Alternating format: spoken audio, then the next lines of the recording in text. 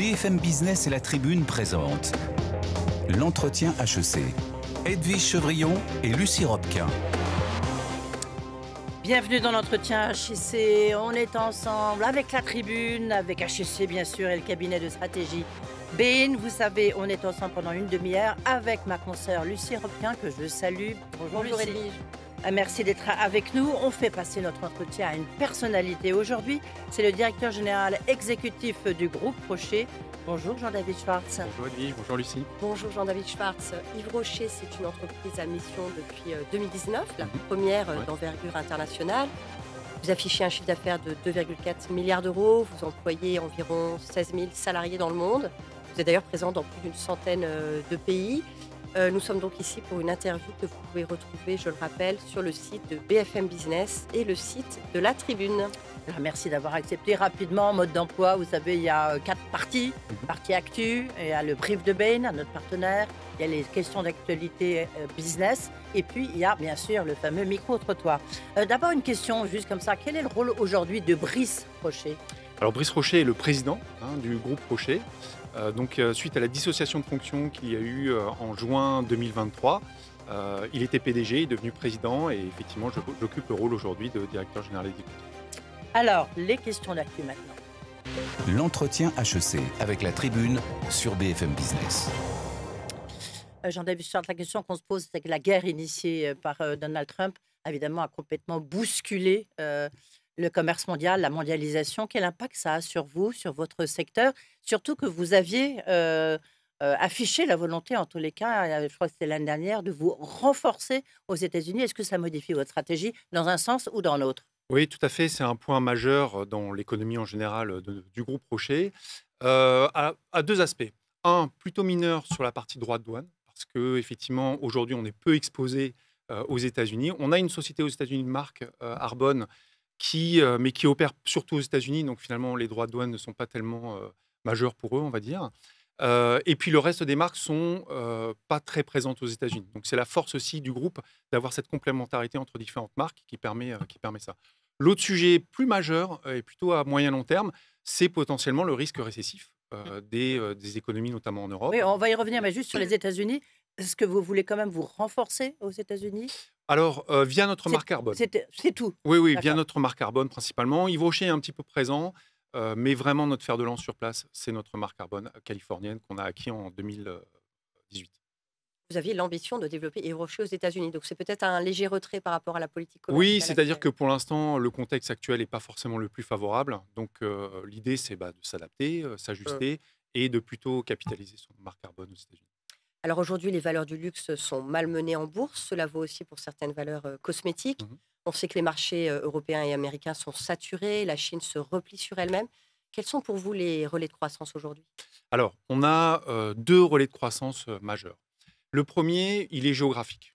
C'est plutôt l'Asie. Alors, avec, là encore une fois, la complémentarité. Voilà, quelle Asie? Parce que la exactement, Chine, l'Asie, c'est plus très, très difficile. grand. Oui. Oui, exactement. Donc, l'Asie du Nord pour la marque Sabonne, parce qu'une marque premium, mieux positionnée par rapport au pouvoir d'achat. Donc, Japon, Chine, travel retail. Voilà.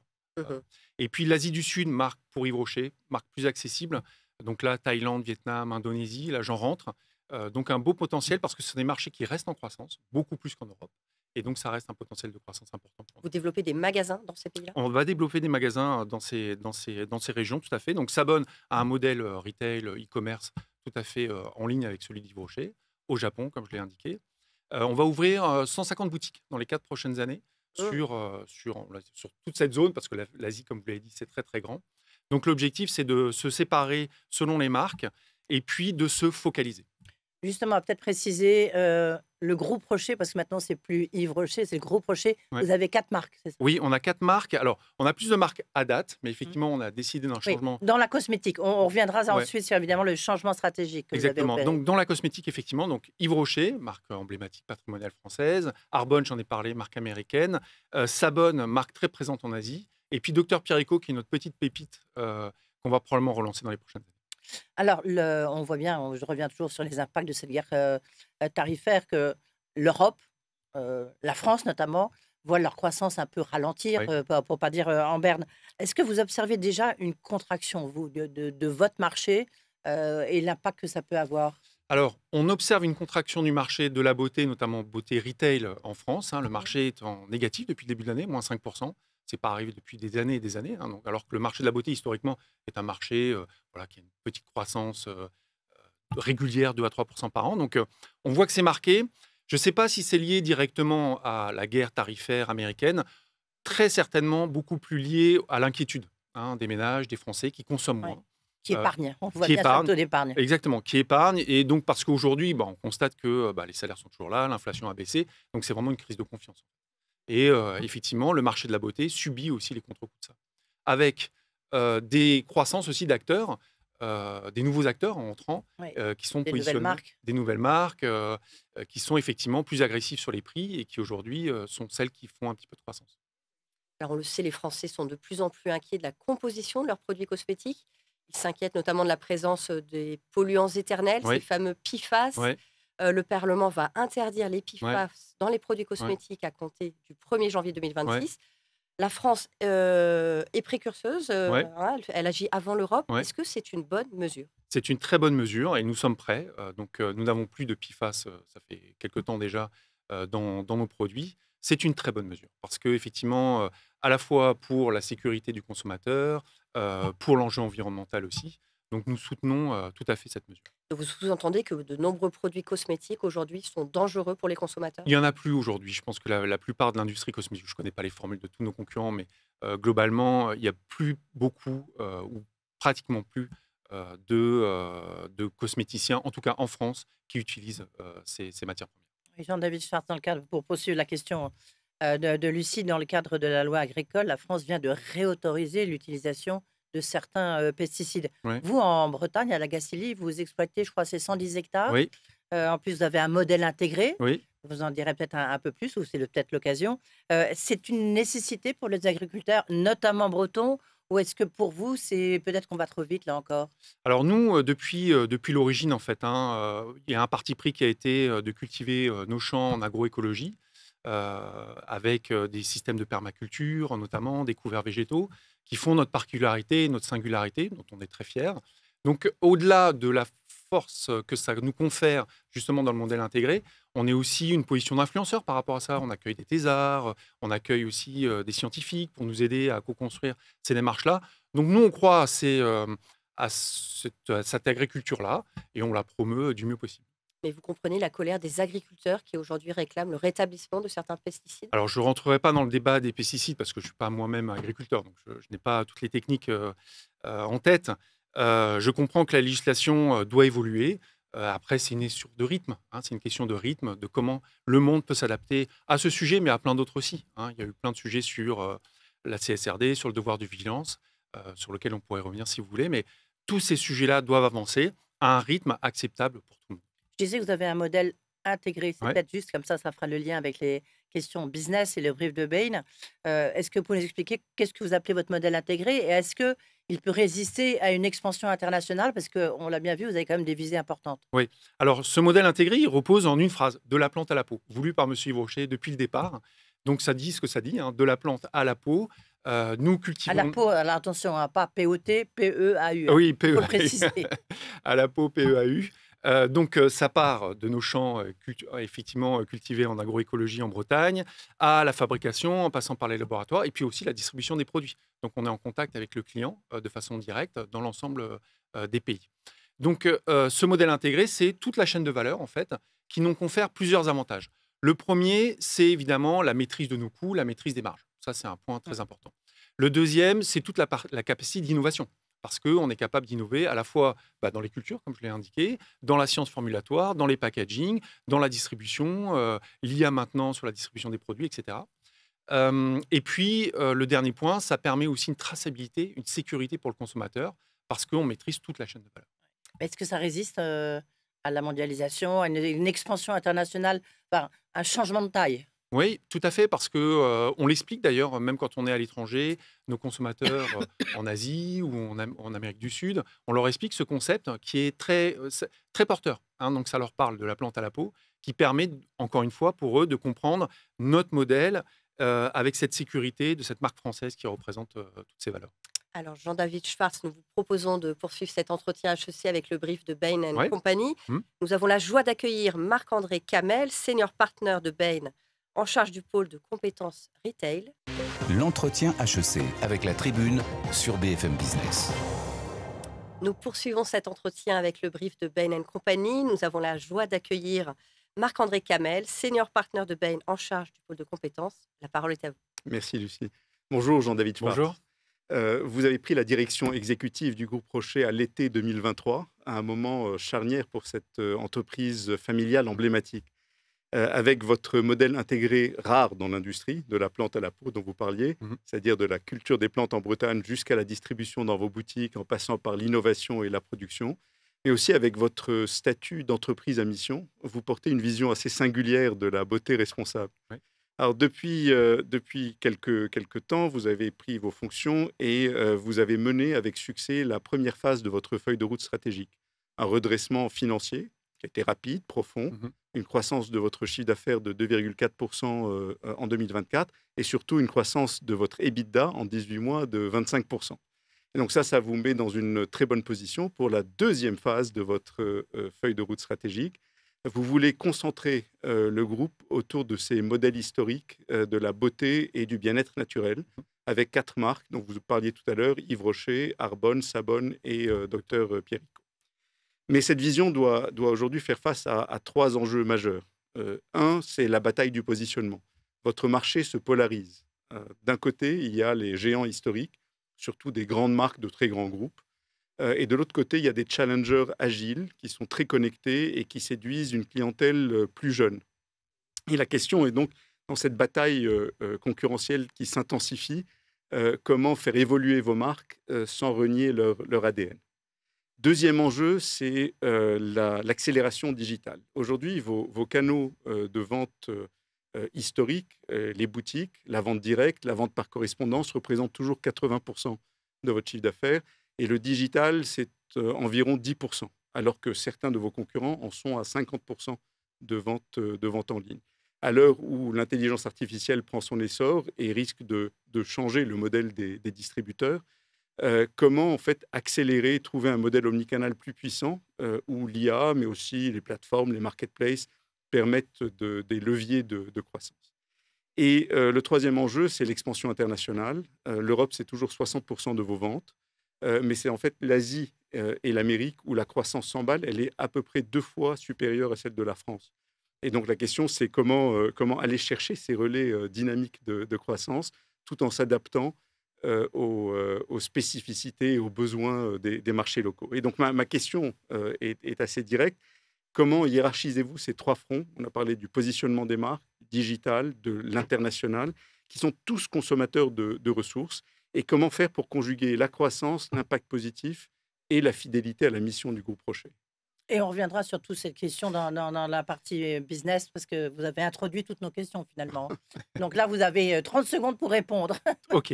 Alors très rapidement. Bon, alors effectivement, après cette première phase de redressement solide, nous sommes en mesure finalement de relever ces défis que vous avez indiqués.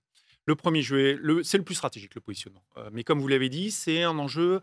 Le positionnement d'une marque, c'est un enjeu à moyen-long terme parce qu'il faut à la fois respecter son ADN pour ne pas perdre en passage toutes ses clientes fidèles et en même temps, bien sûr, répondre aux attentes des nouveaux consommateurs.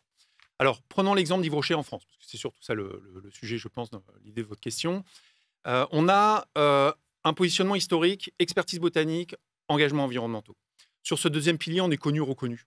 Vraiment, il y a, on va dire, rien à dire. Sur le premier, c'est là où on doit faire des efforts. C'est là où on doit marquer des points pour faire en sorte que le consommateur ressente davantage, finalement, toute cette science, toute cette connaissance des plantes. On en a parlé de la plante à la peau, à la fois en boutique, à la fois sur le digital, mais aussi dans sa présence à l'esprit. Et donc, comment on fait? Il y a 2 éléments majeurs. Le premier, c'est de renouveler l'expérience client. Donc, on a un grand plan de relance et de rénovation de nos boutiques pour avoir une démarche plus immersive pour que le client comprenne derrière chaque produit la science du végétal et la science formulatoire. Et puis, bien évidemment, le faire savoir aussi, les visibilités médias par rapport à ça, pour qu'ils comprennent nos enjeux. On va revenir sur tous ces points très importants. Merci de cette brillante présentation. Merci beaucoup. Tout de suite, c'est les questions d'actualité. L'entretien HEC avec la tribune sur BFM Business. Vous êtes toujours dans l'entretien HEC avec Jean-David Schwartz, donc le patron du groupe Rocher.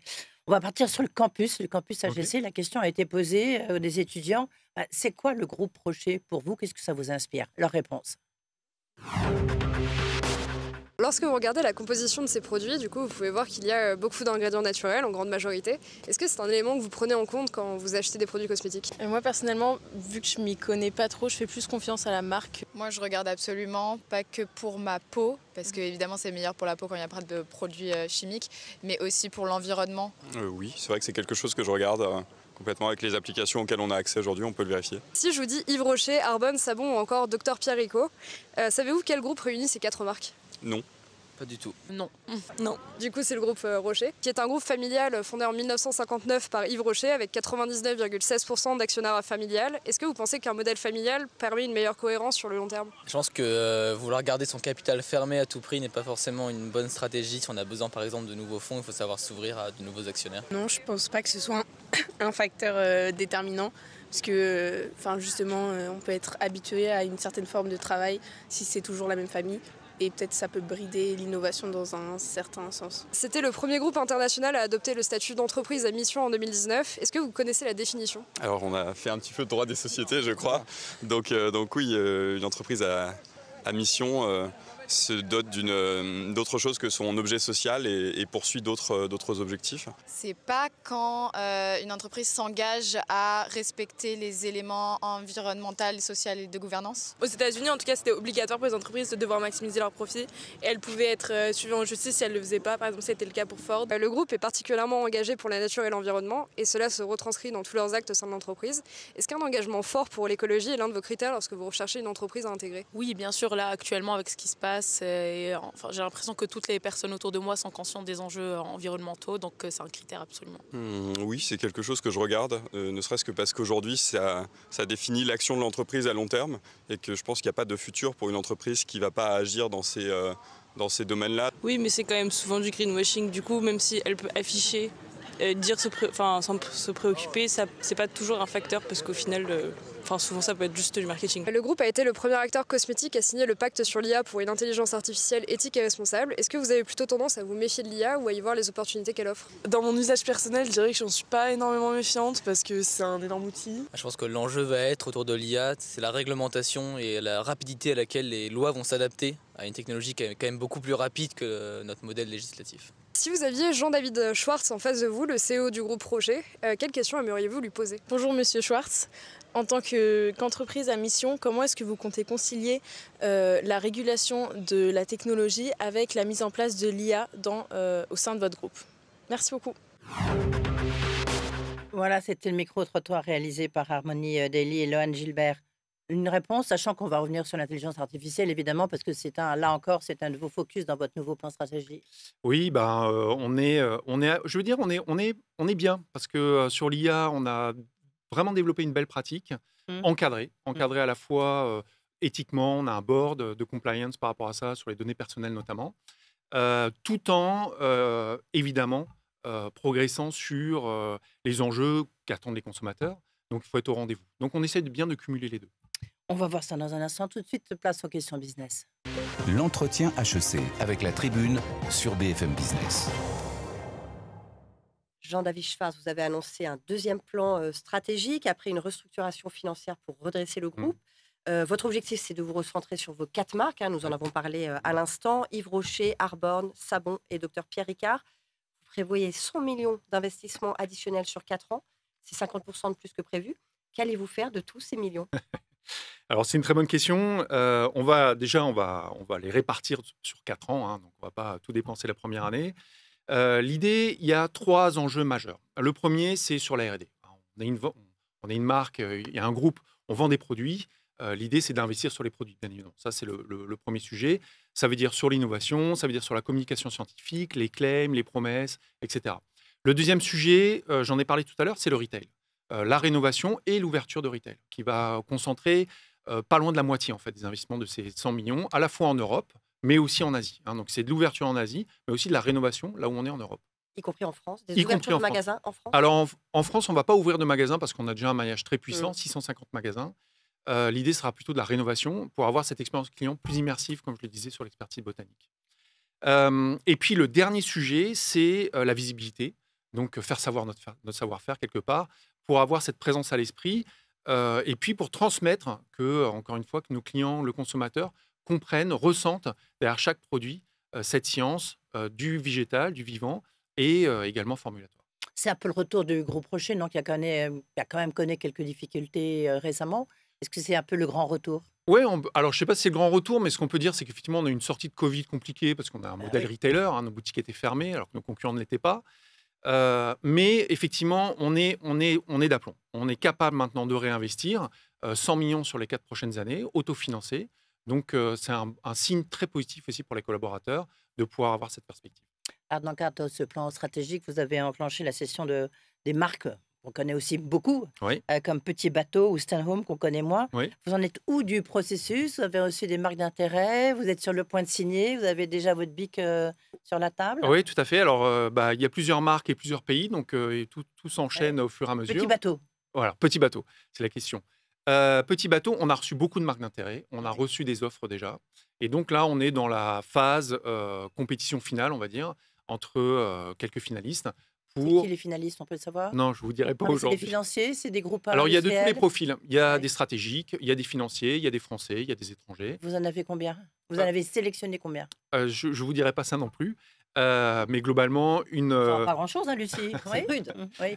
une petite poignée qui nous permettra effectivement d'avoir à la fin une offre la plus cohérente avec le projet pour l'entreprise. C'est vraiment ça qui va faire la différence. Le meilleur projet pour l'entreprise Petit Bateau, indiqué par notre président Brice Rocher, et c'est vraiment à ça qu'on s'attarde. Le projet Stanhome est aussi avancé? Le projet Stanhome est aussi avancé. Alors Stanhome est même un peu plus avancé pour une partie parce qu'on vient effectivement de céder la partie française de Stanhome. Stanhome France a été signé le week-end dernier, le 30 mai. Il nous reste encore l'Italie et le Mexique. Bon, c'est en cours. Donc voilà, tout va se faire d'ici à la fin de l'année, Y compris pour Petit Bateau. y compris pour Petit Bateau. D'accord. Alors, on en parlait avec les étudiants sur le campus d'HEC. Vous avez signé le pacte sur l'intelligence artificielle de Oui. l'Union européenne. Vous comptez vous renforcer dans l'IA éthique et responsable. Oui. Concrètement, qu'est-ce que cela implique? Alors, ça implique plusieurs choses. La première, c'est qu'on a mis en place une gouvernance, un board IA compliance pour faire en sorte que toutes les nouvelles initiatives d'IA qui arrivent passent à travers deux filtres. Un filtre business, financier, payback, ROI, est-ce que ça vaut le coup, on investit, on n'investit pas. Et puis un filtre compliance, est-ce que effectivement c'est en ligne avec nos engagements. Donc ça, c'est un premier élément. Et le deuxième élément, c'est un enjeu aussi, non pas de réassurance, mais je veux dire de dialogue avec nos collaborateurs pour effectivement qu'on aille dans la bonne direction. Parce que l'IA, il faut être au rendez-vous et on l'est. J'ai été récemment keynote à un grand sommet d'un géant de la tech récemment la semaine dernière. J'étais à côté des plus grands du marché. Donc Et ça change quoi concrètement? Donnez-nous un exemple pour essayer de percevoir en quoi c'est si important pour le groupe Rocher. Alors, l'IA est importante parce que un des premiers sujets, par exemple, c'est faciliter le travail des collaborateurs. Donc, on met en Ça fait un peu élément de langage. Non, Pardonnez-moi, non. mais Ben, je vais, oui, Ouais. alors je vais préciser. On a donc chaque mois, on sélectionne, et je vais vous donner 2 ou 3 exemples, des projets types. Donc là, on vient de sélectionner par exemple un projet pour notre service juridique. Donc là, il y a toute la relecture des contrats, l'identification des mais clauses, pas dans la production. En fait, l'IA n'est pas encore dans la production. la production des produits. Oui. Non, pas encore. D'accord. Non, Non, non, non. mais c'est des- Là, c'est beaucoup dans les services, Oui. c'est beaucoup dans la comptabilité, la finance. Mais qu'est-ce que vous vous interdisez en termes d'IA? Qu'est-ce que cette charte change? Il y a l'enjeu de la protection des données personnelles, c'est sûr. Il y a l'enjeu de la protection aussi, d'une certaine manière, de l'éthique liée à cette charte, hein, c'est évident. Ça nous permet aussi de sélectionner les projets, de faire en sorte que tous les projets ne passent pas parce que derrière, il y a l'enjeu de l'emploi aussi. Hein, donc, il faut bien qu'on puisse... Donc, l'IA ne doit pas mener à des suppressions d'emplois. pas directement, évidemment, parce que l'objectif premier, c'est de faciliter la vie des collaborateurs plutôt que supprimer l'emploi. Vous le disiez, on en a parlé maintenant, c'est l'occasion peut-être de se centrer sur ce point-là. Vous avez pris beaucoup de retard dans le commerce en ligne, dans Internet. Marc-André Camel de Bain le disait, le soulignait tout à l'heure. Aujourd'hui, vous êtes, ça représente, je crois, qu'à peu près 10% de votre chiffre d'affaires. Vous avez un objectif de monter à 20%. Oui. Comment vous allez le faire, le mettre en place? Oui. Alors, par l'expérience client renouvelée, on en a parlé. 2, l'investissement en médias, et ça commence à fonctionner. Hein. On a Je prends l'exemple, septembre dernier, on a fait une grande campagne de relancement de notre crème anti-âge global, Live Pro Collagène, pardon, qui nous a permis de récupérer notre place de numéro 1 en France de soins anti-âge l'année dernière et de placer déjà en quelques mois un produit dans le top 10.